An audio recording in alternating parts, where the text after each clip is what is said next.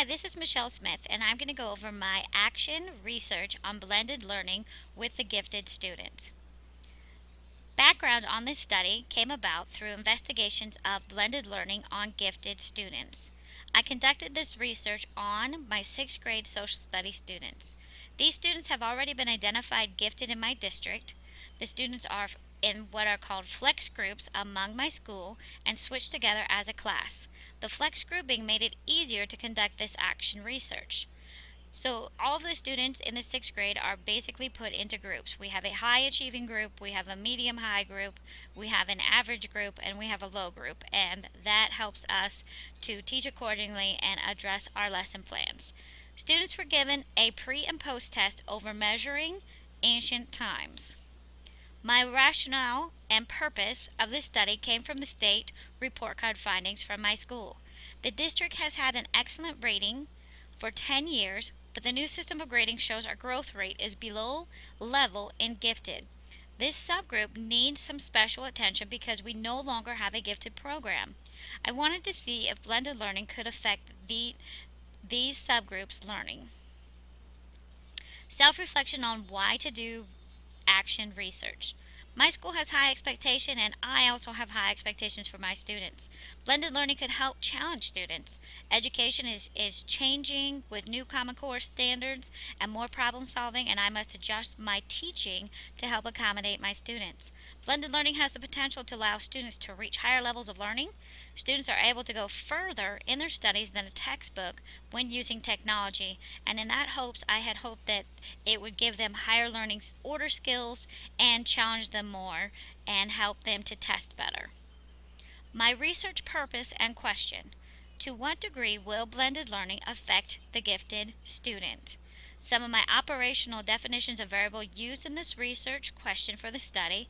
First of all, my instructional method was blended learning, and the test that I was given was a pre and post test, and the grades on the pre and post test were considered to be quantitative.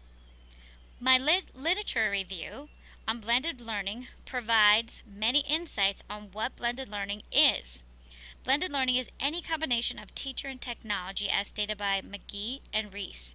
There are different methods of blended learning, from product-based to process-based to project-based.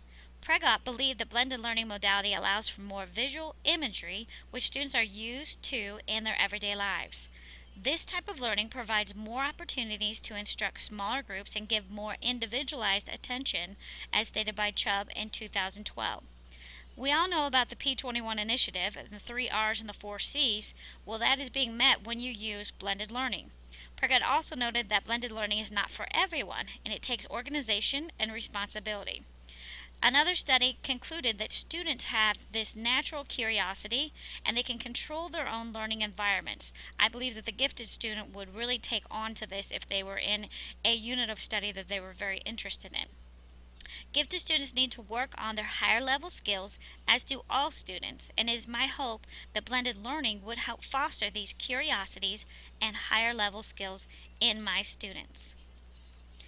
The sample and sampling method that I used: I had what was called a convenience sample because it was a sample that I was able to use because it was my own students.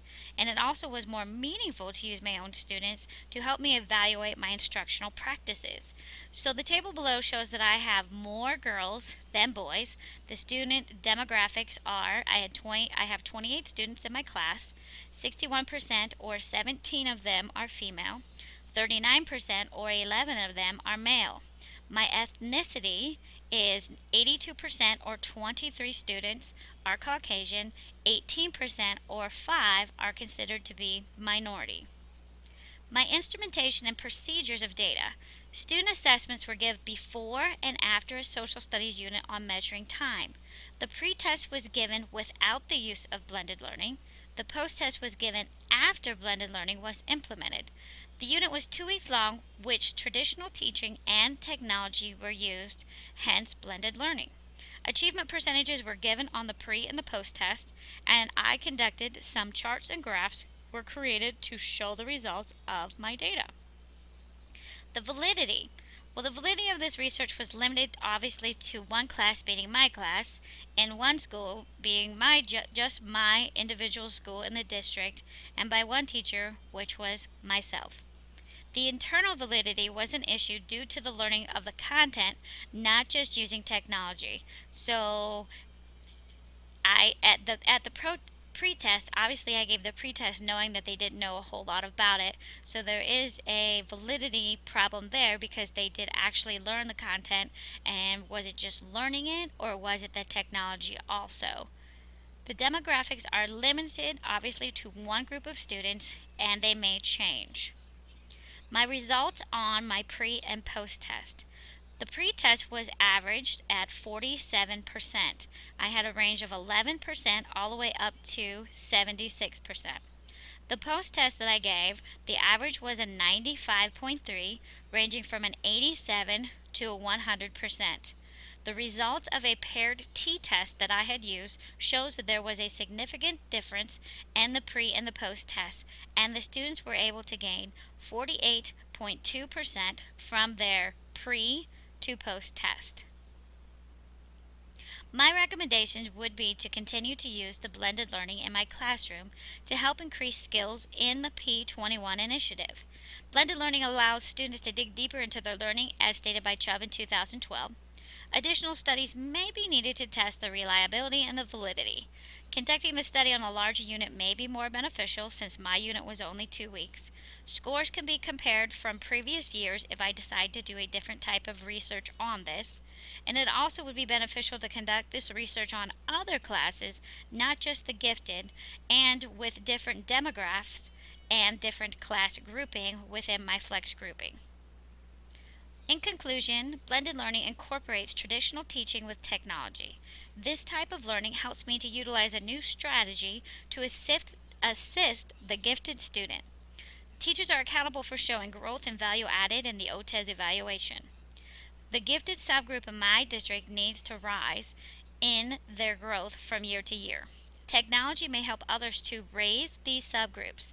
More research on this topic would be beneficial not only for myself but for my school, and I plan to continue with blended learning in my classroom and help educate others on this way of learning.